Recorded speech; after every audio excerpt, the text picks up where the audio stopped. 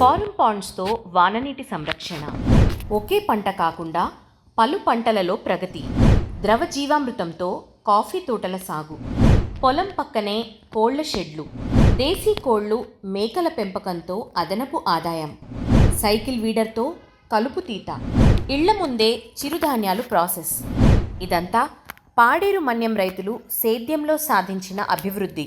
అమృత welfare society రైతుల ఆదాయం రెట్టింపుకు చేసిన కృషి ఫలిస్తోంది. ఆంధ్రప్రదేశ్లోని అల్లూరి సీతారామరాజు జిల్లా పాడేరు మండలంలో మారుమూల గిరిజన ఆవాసాల్లో కొత్త ఆశలు చిగురిస్తున్నాయి.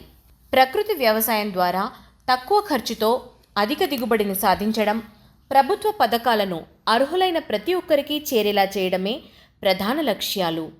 పాడేరు మన్యంలో 110 గ్రామాల్లో 3000 మంది గిరిజనులతో కలిసి అమృత సంస్థ పనిచేస్తోంది. ప్రాజెక్ట్ యొక్క ఉద్దేశం ఏంటంటే గిరిజన కుటుంబ రైతులతోని ప్రకృతి వ్యవసాయాన్ని ప్రోత్సహించడం, అలానే వారి యొక్క దిగుబడులు పెంచుతూ పెట్టుబడి ఖర్చులు తగ్గిస్తూ ఏదైతే వాళ్ళు పండిస్తున్నారో ఆ పంటలను వాళ్ళు తినే విధంగా ప్రోత్సహించడం. దీంతో భాగంగా ఎవరైతే అర్హత ఉండి ప్రభుత్వ పథకాలు అందట్లేదో వాళ్ళందరికీ కూడా ప్రభుత్వ పథకాలు అందే విధంగా చేయడం అనేది ముఖ్య ఉద్దేశం. రైతులు ఇక్కడ ఒకే ఒక పంటని వేయడం అలవాటు వీళ్ళందరికీ కూడా. దానివల్ల ఏమవుతుందంటే ఒక పంట వాతావరణం వల్ల కానీ ఇంకే విషయాల మీద అయినా సరే పంట నష్టం జరిగినప్పుడు రైతు మొత్తానికి నష్టపోతున్నారు. సో అందుకని ఇలాంటి ఏదైతే బహుళ పంటలు మనకి ఐఎఫ్ఎస్ మోడల్లో వేసుకోవడం వల్ల ఒక పంట మీద నష్టం వచ్చినా సరే మరొక పంటను తీసుకోవడం వల్ల తనకి నష్టం అనేది జరగకుండా లబ్ధి పొందుతున్నారు.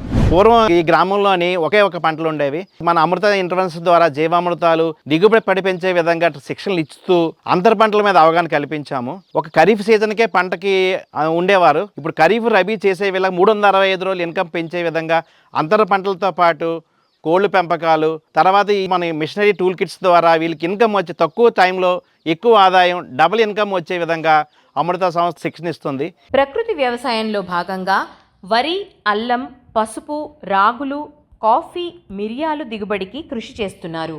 ఈ పంటల సాగులో బీజామృతంతో విత్తన శుద్ధి, ఘన ద్రవ జీవామృతం వేయడం, కషాయాల పిచికారిపై రైతులకు అవగాహన కలిగించారు.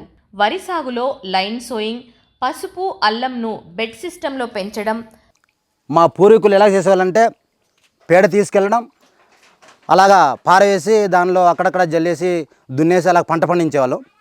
ఎప్పుడైతే అమృత సంస్థ నుంచి మనకు వినోద్ కుమార్ మాకు వచ్చి దగ్గరుండి దాన్ని కషాయాలు కానీ జీవామృతాలు కానీ దాన్ని నెలకు మాకు వచ్చే ట్రైనింగ్ ఇస్తూ నేర్పడం వల్ల అంత ముందు పండే కన్నా బుల్రాగులు అవ్వచ్చు, సామలు అవ్వచ్చు, లేదంటే అల్లం కానీ అనేకమైనది కొన్ని పంటలు ఇప్పుడు దిగుబడి అనేది కొద్దిగా రావడం పెరుగుతుంది. గులిరాగ్ కానీ వరి కానీ లైన్ సోయింగ్ వేసేవాడిని. అంత ముందు అయితే నాకు ఈ విషయాలు ఏమి తెలియదు. కానీ ఈ గులిరాగు లైన్ సోయింగ్ వేయడం బట్టి నాకు కొంత లబ్ధి పొందేది. అంటే కషాయాలంటే జైవామృతం, ఘన జీవామృతం నేను తయారు చేసేవాడిని. అంటే మన అమృత సంస్థ నుండి చేసేగా నాకు పంట దిగుబడి ఎక్కువ వచ్చేది, తక్కువ ఖర్చుతోని ఎక్కువ దిగుబడి వచ్చేది. మేము అలాగే జీవామృతం తయారు చేస్తున్నాము. తయారు చేసి మేము కొడుతున్నాము. పురుగు పట్టిన కషాయాలు తయారు చేసి కొడుతున్నాము. లాస్ట్ ఇయర్ అలాగే మా మొక్కజొన్నకి పురుగు పట్టగానే అగ్నిస్త్రం తయారు చేసి కొట్టాము. దానివల్ల మాకు ఉపయోగం ఉంది.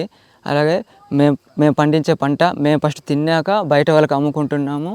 రాగులను గులిరాగి పద్ధతుల్లో పండిస్తూ ఉత్పాదకత పెంచుతున్నారు. సుస్థిర జీవనోపాధి కోసం సమగ్ర వ్యవసాయ విధానం అమలు చేస్తూ ఒకే ఎకరంలో పలు పంటలతో పాటు పశువులు, దేశీ కోళ్లు, చేపల పెంపకం ద్వారా ఏడాదంతా సుస్థిర ఆదాయం పొందే మార్గం చూపుతున్నారు. పంటలు కోసిన తర్వాత శుభ్రపరచడం, గ్రేడింగ్, ప్రాసెసింగ్ కోసం యంత్రాలను సమకూర్చి ఉత్పత్తుల నాణ్యత పెంచారు. అలానే ఇంకొకటి కూరగాయలు అనేది మేము ఎక్కువగా ప్రోత్సహిస్తున్నాము. ఎందుకంటే ఇక్కడ ఎక్కువగా గిరిజన మహిళా రైతుల్లోని పౌష్టికాహార లోపం అనేది ఎక్కువగా గమనించడం జరిగింది. సో దానివల్ల మేము కూరగాయలు ఇంటి దగ్గర ఎక్కువగా పెంచడం కానీ, అలానే ఇప్పుడు ఐఎఫ్ఎస్ మోడల్లో కూడా ఎక్కువగా కూరగాయలను కూడా మేము పండిస్తున్నాము. దీనివల్ల ఏంటంటే రైతులు, ముఖ్యంగా మహిళా రైతులు, అలానే పిల్లలు, వారిలో ఉన్న రక్తహీనత, అలానే పౌష్టిక లోపాలు వీటి వల్ల బాధపడుతున్నారు. కాబట్టి వాళ్ళు నేచురల్గా ఇక్కడ పండించిన ఫుడ్నే తినడం, బయట నుంచి కొనుక్కొని తెచ్చుకునే ఫుడ్ని తగ్గించి ఇక్కడి నుంచి పండించిన కూరగాయలనే తింటున్నారు. Integrated model mother breeder form, పెరటి తోటల పెంపకంతో పౌష్టికాహారం, ఆర్థిక భద్రత కలిగిస్తున్నారు.